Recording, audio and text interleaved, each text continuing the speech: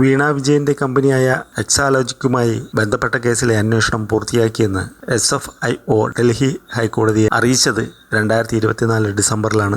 SFIOയുടെ അന്വേഷണത്തിന് വഴി തുറന്ന് രജിസ്ട്രാർ ഓഫ് കമ്പനീസിന്റെ പ്രാഥമിക അന്വേഷണ റിപ്പോർട്ടും ആദായനികുതി വകുപ്പ് ഇന്ററിം സെറ്റിൽമെന്റ് ബോർഡിന്റെ രേഖകൾ പൂർത്തിയായതോടെയാണ് CMRL നിന്ന് വീണയുടെ എക്സലോജിക് സൊല്യൂഷൻസ് ചെയ്യാത്ത സേവനത്തിന് പണം കൈപ്പറ്റിയതായി വ്യക്തമായത്. 2019 CMRL ആദായനികുതി വകുപ്പിന്റെ റെയ്ഡ് നടന്നിരുന്നു. 2017-2020 കാലയളവിൽ നൽകാത്ത സേവനത്തിന് 1.72 കോടിയുടെ ഇടപാടുകളാണ് ഇരു കമ്പനികളും തമ്മിൽ നടന്നത്. ഇടപാടിൽ ദുരൂഹതയുണ്ടെന്ന രീതിയിൽ രജിസ്ട്രാർ ഓഫ് കമ്പനീസും റിപ്പോർട്ട് നൽകി. CMRL സംസ്ഥാന സർക്കാരിന്റെ കീഴിലുള്ള KSIDCക്ക് 13.41% പങ്കാളിത്തവും നോമിനി ഡയറക്ടറുമുണ്ട്. KSIDCയുടെ പണവും ഉൾപ്പെട്ടതിനാൽ DMRL നടത്തിയ അനധികൃത പണമിടപാട് പൊതുഖജനാവിൽ നിന്നുള്ള കൊള്ളയാണെന്നായിരുന്നു കമ്പനി രജിസ്ട്രാറുടെ നിലപാട്. കമ്പനി രജിസ്ട്രാർ KSIDCയുടെ വിശദീകരണം തേടിയെങ്കിലും വ്യക്തമായ മറുപടി നൽകാത്തതിനെ തുടർന്നായിരുന്നു അന്വേഷണം.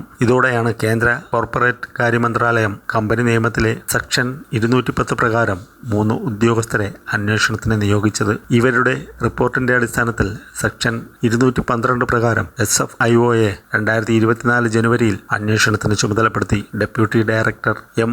അരുൺ പ്രസാദിനെയാണ് SFIO അന്വേഷണത്തിനായി നിയോഗിച്ചത്. കമ്പനി കാര്യ നിയമത്തിലെ 447 വകുപ്പ് അനുസരിച്ചുള്ള കുറ്റമാണ് വീണയുടെ പേരിൽ ചുമത്തിയിട്ടുള്ളത്. CMRL MD Sasidharan Kartha, joint managing director Saran S. Kartha എന്നിവരുടെ പേരിലും വീണയുടെയും കർത്തയുടെയും കമ്പനികൾക്കെതിരെയും ഇതേ കുറ്റം ചുമത്തിയിട്ടുണ്ട്. കൊച്ചിയിലെ സാമ്പത്തിക കാര്യം കൈകാര്യം ചെയ്യുന്ന കോടതിയിലായിരിക്കും വിചാരണ എന്നാണ് പുറത്തുവരുന്ന റിപ്പോർട്ട്.